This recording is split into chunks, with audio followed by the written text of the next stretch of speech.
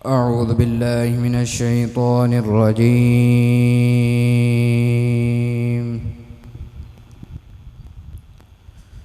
بسم الله الرحمن الرحيم.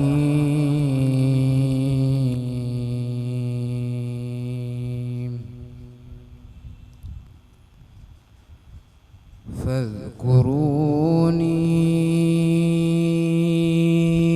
أذكركم واشكروا لي ولا تكفرون.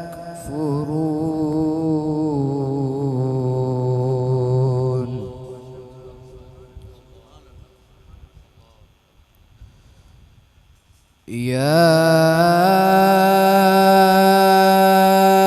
أيها الذين آمنوا استعينوا بالصبر والصلاة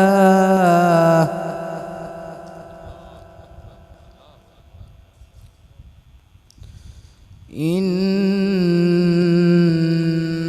الله مع الصابرين.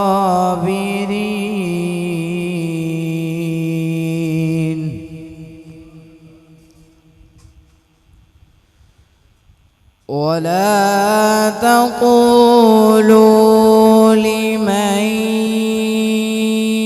يقتل في سبيل الله أموات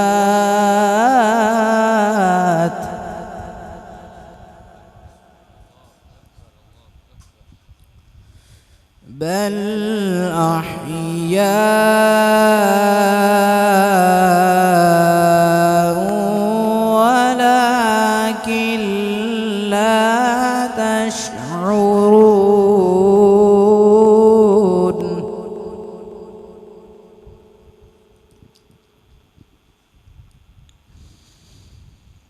ولنبلونكم بشيء من الخوف والجوع ونقص من الأموال والأنفس والثمرات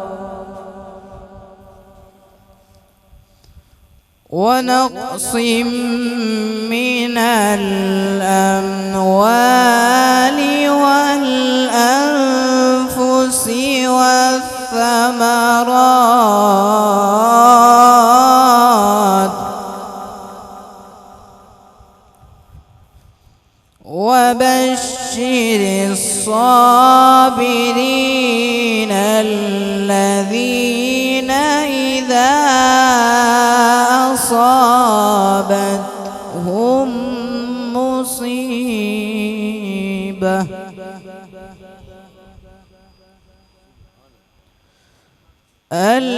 الذين إذا أصابتهم مصيبة قالوا إنا لله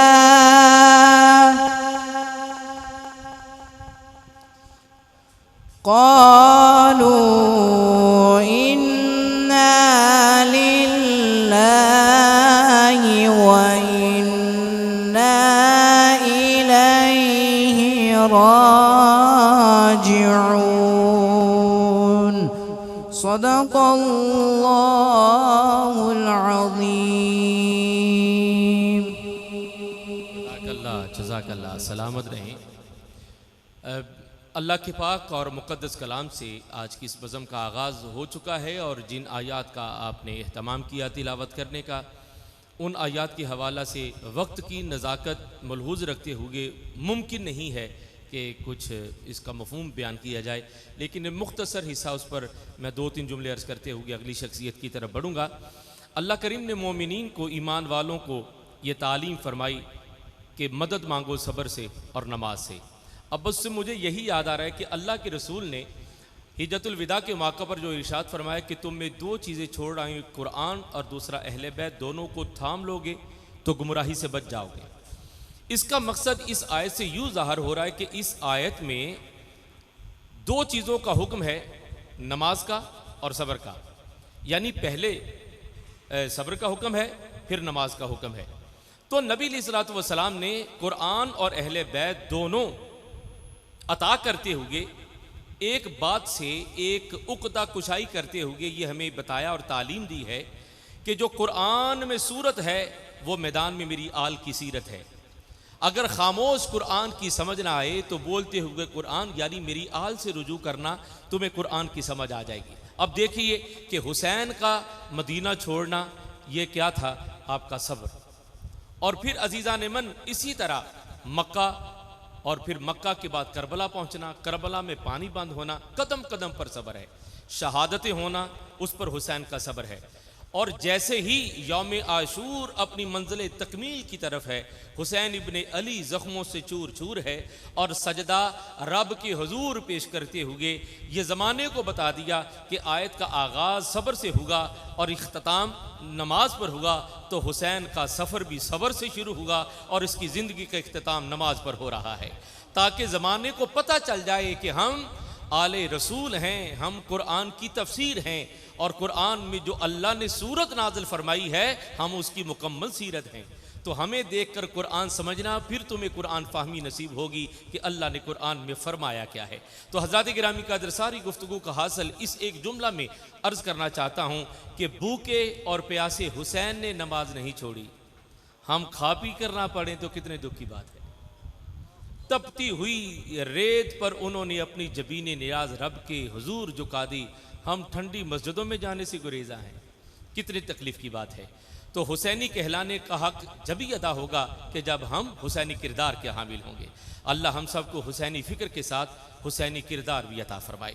तो जहाँ सरकार की निस्बत और ज़िक्र की बरकतें इस घराना को हासिल हैं और उसका फैज़ान आपने देख भी लिया, अब उस फैज़ान के अय्या होने का वक्त है। तो मोहम्मद अय्यान निसार आपसे गुजारिश करूँगा कि जनाब तशरीफ़ लाएँ और अय्या हो कर उस बारगाह पर अपनी जान निसार